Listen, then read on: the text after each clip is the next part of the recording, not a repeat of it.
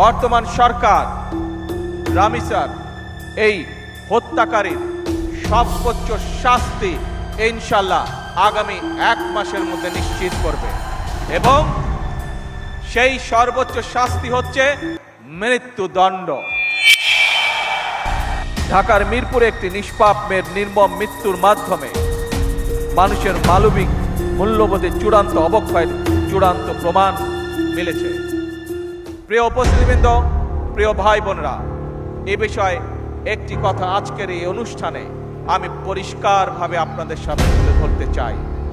এই ধরনের শিশু নির্যাতন বা নারী নির্যাতন বর্তমান সরকার কোনোভাবেই মেনে নিবে না এবং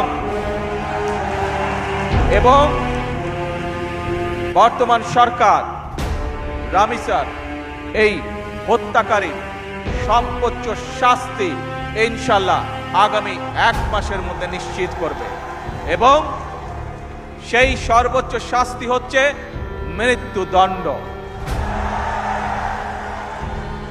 যাতে করে ভবিষ্যতে আর কোনো ব্যক্তি মানুষ এইভাবে শিশু বা নারী নির্যাতন করার সাহস না পায়।